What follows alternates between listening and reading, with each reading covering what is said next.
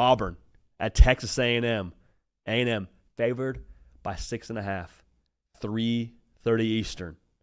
It's going to be a good time, man. For A&M, can you prove that you're actually the new A&M? Because that was kind of the discussion we had post-Notre Dame.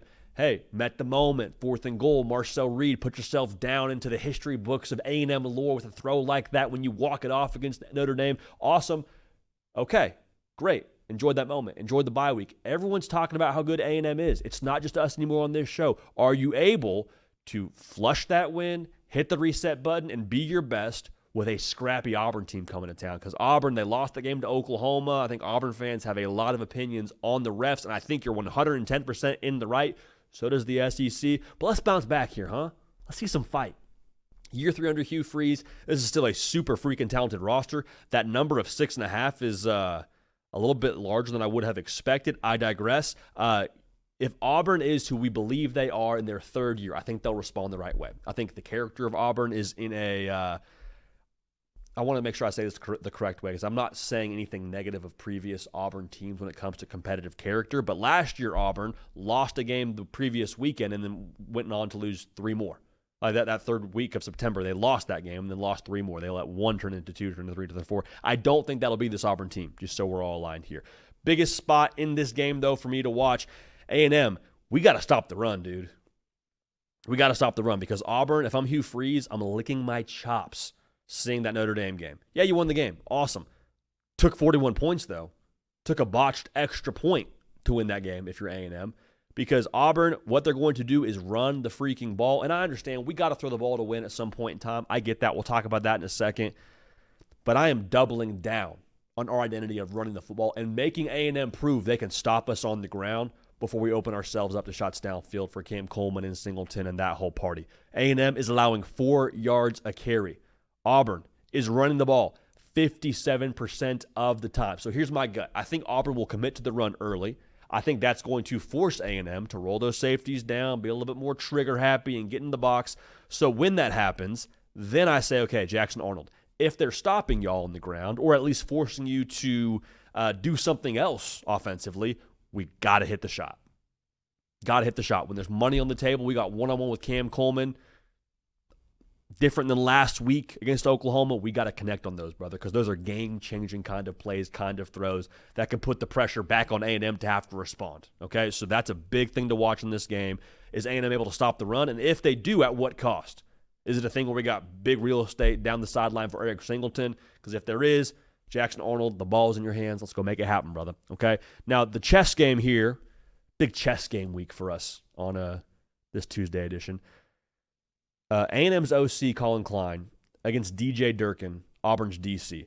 The best offensive coordinators, in my opinion, in college football, they love pressure. And not just like pressure of the moment. Like they love when you apply a little bit extra heat to their quarterback. Why? Because when you do that, you are betting our guys will get to your quarterback before they know what's going on and deliver the football where that pressure was coming from.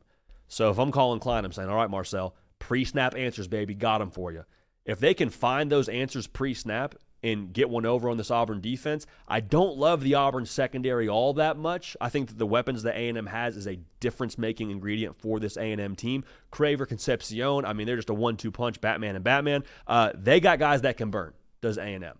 So then the question becomes, Marcel, Colin Klein, can y'all get in the lab a little bit and cook up like Walter White and Jesse Pinkman, and make sure you have those answers dialed in to where you know what you're looking at pre-snap, know where to go with the football, catch Auburn slipping, and create big plays. Because if it doesn't happen that way, it's pretty straightforward.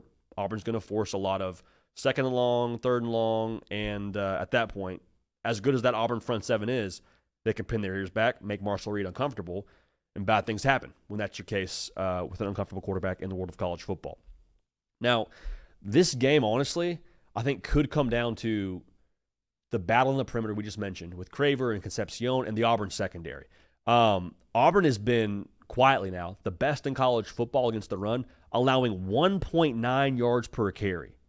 That's against good offenses like a Baylor. That's against good offenses like an Oklahoma. 1.9 yards per carry is ridiculous. Again, it's the best in college football. So the question then, in the same vein of what I just said a second ago, A&M, if your usual running game isn't really there, like, let's just say that we live in a world where Auburn lives up to that number, and they're in the range of 2.5 yards per carry allowed in the context of this game. Le'Veon Moss can't really get going. Marcel Reed legs can't really get going. Can you throw to win the game? My worry in this spot for Auburn is it may not take that many points to win this game. That's not me saying anything less of Jackson Arnold. It's just what I've seen over the course of this season to this point against quality competition. I think the Auburn offense, as good as they are on the ground, I think they're a bit limited. Like, if they get down 14-3, I don't love the prospects of that, throwing their way back into the game, especially on the road here. Now, if Auburn's going to win this game, going back to the passing game situation here for Marcel Reed versus that secondary, I think it would take an extra possession or two for Auburn. I think you'd have to see like the turnover game from Marcel Reed where he's seeing ghosts or he's getting hit as he's throwing and the ball's up in the air and it's Auburn's ball the other way because of a tip pass interception. Here's my thing, though. I'm still drinking the Mike Elko Kool-Aid, man. I'm believing in it. I'm trusting it. 6.5 is a lot, though. I'll go ahead and take A&M to win. It's a big number, so I don't love this, but I'll go ahead and take A&M to cover. I think it is very, very close to on the coverage. I wouldn't touch the number for the record. I think final score is A&M 24, Auburn 17. Again, the difference, Craver, Concepcion, Auburn's going to be good in the run game, but when it comes to defending the pass, I think those guys are difference makers. I think Marshall Reed and Colin Klein will be dialed in their second year together in the system. A&M wins. The defense makes a play at the end of the game for the Aggies to walk it off, stalling out an Auburn drive to try and tie it at the end. So again, Texas A&M wins. Very, very marginally find a coverage at the end of this game.